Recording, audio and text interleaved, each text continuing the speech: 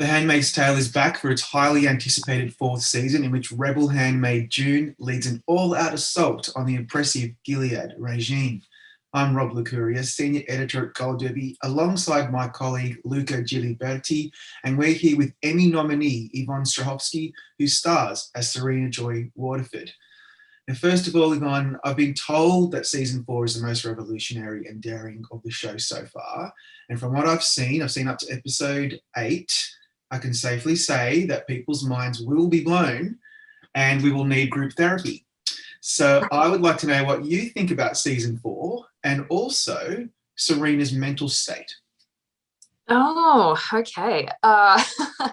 Well, I would have to agree with you. I think season 4 is really explosive, and and I love that there's so much new territory that gets explored in the new season. We take the audiences to places they've never been in the show, and that's been exhilarating to read, as an actor when I get the scripts, and also as a viewer when I watch it. As for Serena's mental state, uh, I was just sort of thinking about this earlier, and I love the sort of juxtaposition this year. Although Serena is in detention in Canada, there's like an element of freedom that I wanted to try to explore with her sensibility and how she approaches people that she interacts with in her situation. And I think that, it has something to do with her pregnancy. And I think it has something to do with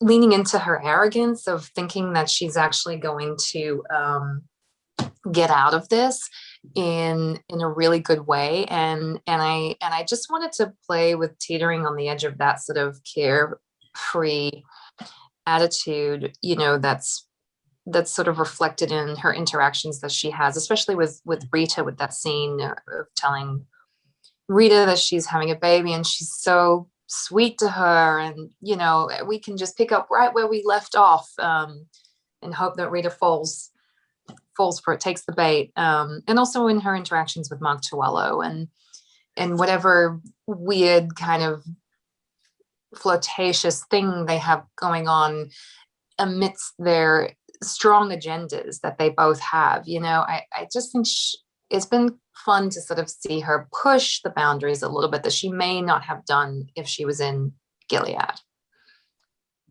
And now that you have been playing Serena for 4 seasons, do you feel like you know her in and out at this point, or are you still in the process of discovering her? Oh, I mean, I actually really feel like I know her really, really well. Like I kind of am. I'm her best friend, because I kind of am. That's a really sick thing to say, but because I just get her through and through. But having said that, look, I think the writers could surprise me and write something that would completely shock me. Wouldn't be the first time. I mean, there have been times where I've read certain things in the scripts and kind of thought, oh, where does this actually sit? Because I've always found that Serena walks such a fine knife's edge in where she sits in the whole story. And that's been sort of the greatest challenge, is to find that fine line and play it. So yeah. And as you and many other actors have talked about before, the number one rule in acting is leaving judgment at the door. Is that ever difficult for you when portraying someone as morally complex, to put it nicely, as Serena, or is that such a normal part of the craft that you don't even think about it anymore? No, I think that's a really interesting question, and I certainly have had trouble. I definitely had trouble leaving my judgments at the door. Oh my God, there's been so many moments where I'm reading it or in the middle of a scene just thinking, this is horrendous. And I think during the first and second season, it was harder for me to not judge her.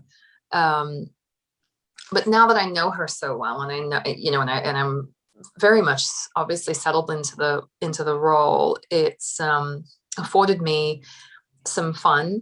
And on the flip side of how atrocious she is as an actor, when you have this gift of playing a role like Serena, and the writing is so extraordinary, and you get to explore all these amazing gray areas of this woman's psychology. I think that's just so extraordinary. It's one of my favorite things to do with her, is to find and sit in these gray areas of where she exists, and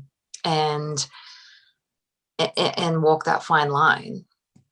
Yeah. When you were talking before, I had a light bulb moment, because you are so right that she's coming across more free than she ever has, yet she's in detention. Now, the place where she's being held looks like a 5-star resort. That's a whole other story. But it's so true that you are playing her. She seems pure at heart. Like, it's quite funny that you mentioned that. And I was just then wondering, because of that feeling and her pregnancy, can you talk about the relationship she now has with Fred? And then, as a follow-up question, Yvonne, how you and Joseph have navigated that relationship this season? Yeah, I mean, look, when you say that, I think to my own journey of motherhood. Yeah. And I think, when I was pregnant with my son, it changes you in so many ways. It can be incredibly confronting, and it certainly was for me. It makes you question if you're ready to go there, right? Like, it makes you question who I am as a person, who, what do I deal with in life? What are my quirks, and whatever it is, and what am I going to show my child? And it's this kind of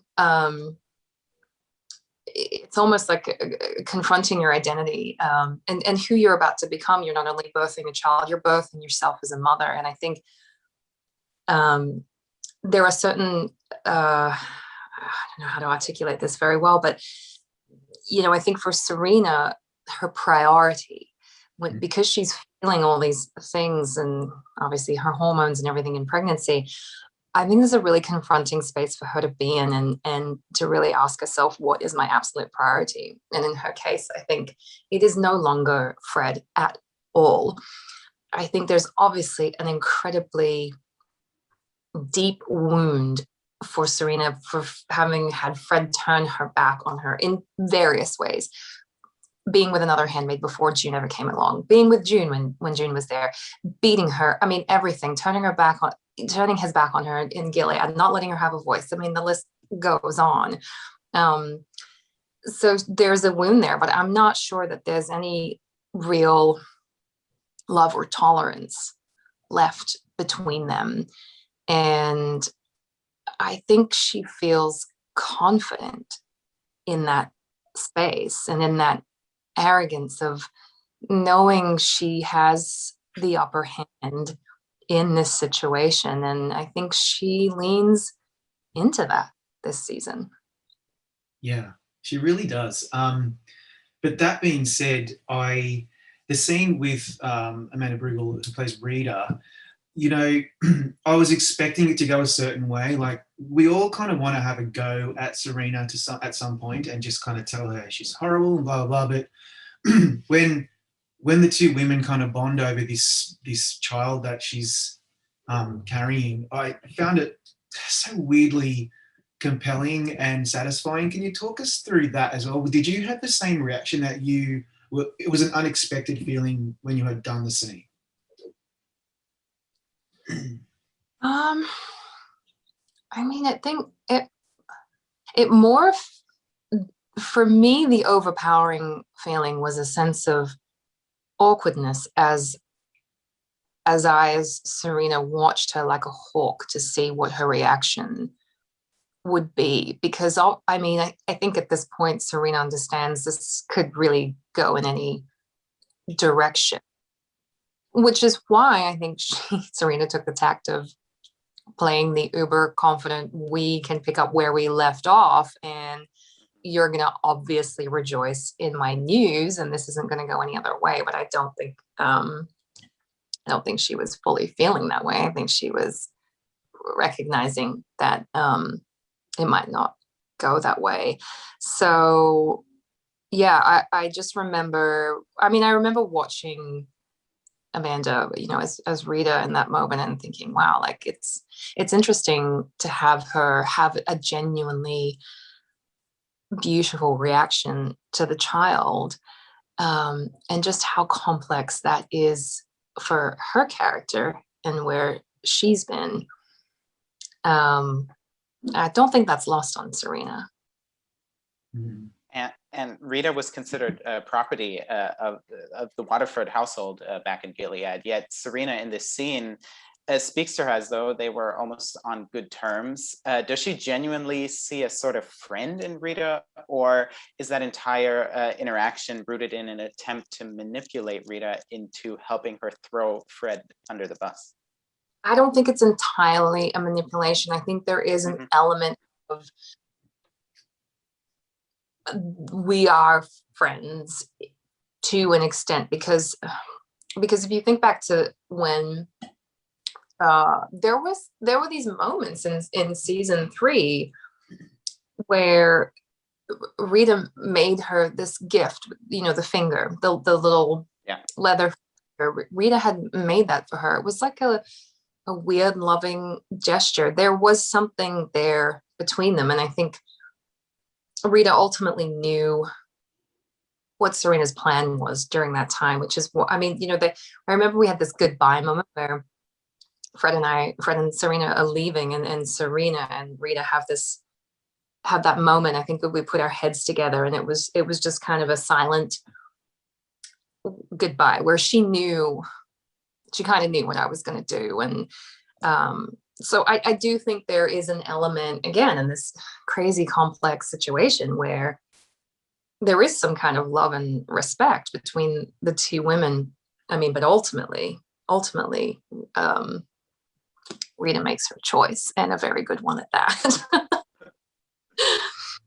Right, and we actually asked Joseph the same question, but how does Serena in season 4 still believe in the world that she helped create, especially considering that she, despite being involved in designing and establishing Gilead, has really broken so many of its rules throughout the series? So how does she still maintain this faith in this system, in this doctrine?